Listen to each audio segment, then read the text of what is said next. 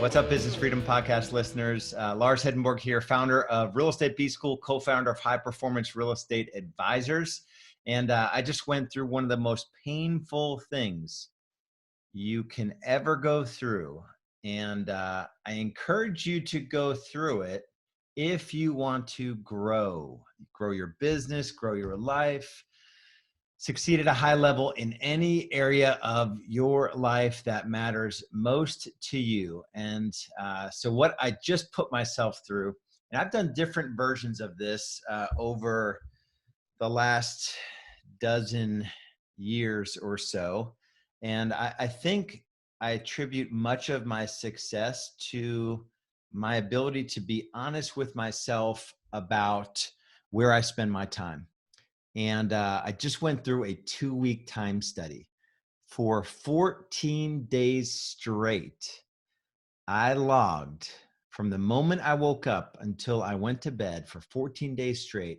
I logged everything I did for 15 minutes. Every 15 minutes, I logged exactly what I did. And I bucketed those categories, or bucketed the activities in categories of business and personal, productive and non-productive, where I was doing administrative work, where I was working in my business, on my business, where I was on media, where I was doing self-care, where I was spending time with family. And it was really eye-opening. And I think, and y'all know, if you've listened to the podcast for any period of time, that I'm pretty honest about where I failed in business and in my personal life. And if there's one thing I've done right, it's where I spend my time and the choices I make with my time. And I think that's the coolest part of life and business, is that we're all given the same 168 hours in a week. And this exercise, though, was pretty revealing. And I encourage you, if you haven't done a version of an exercise like this, it's not very complicated. We have our new members in Real Estate B School go through this really rewarding and a little bit painful exercise, because we can't really help them transform their relationship between time and money if we don't know where they're spending their time. And in Real Estate B School and on the podcast here, you've heard me talk a lot about time, money, and stress, and your ability to be free with your time, or to have time freedom, relies on the fact that you cannot spend time doing things that aren't leading you to a higher level in the areas of life you say you want to succeed. And so I'm a husband, I'm a dad, I'm a man of God. I want to maintain my physical body. I have 2 businesses. I'm involved in a men's group, a married couples group. And so it's not that I'm spread thin. I have just, and that sounds like I've got a lot going on. And I guess it is a lot going on. Yet when you really break down your calendar, and every 90 days you're willing to be brutally honest about where you spend your time, and if you're watching TV or news, or you're in sports, or you're on social media, if you're doing all those things, and then in your business, if you're doing a bunch of administrative work, if you're in email all day, or you're doing things in the business that you could hire someone who's better suited, that will do them for a fraction of the money that you want to make. All of these things, you need to just be honest with yourself in order to succeed.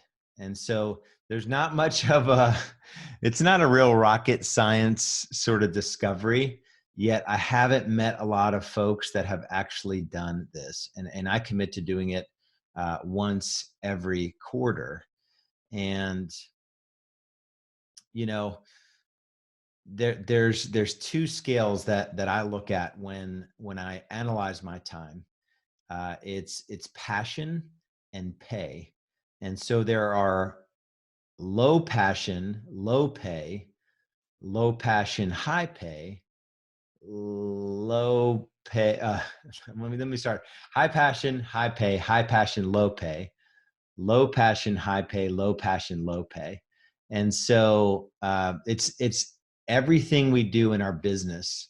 We're making decisions pretty constantly about where we are in that spectrum. And there may be things you love to do and you're super high passion, they're just really low pay, like taking photos of a property or showing buyers homes, or writing up MLS remarks for a listing that you're taking. They could be high passion, but they're really, really low pay. Spending a whole bunch of time in your email,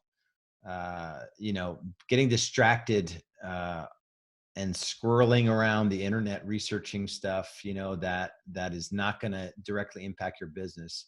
Those are low passion, low pay. High passion, high pay. And I covered some of this in the series that we just went through.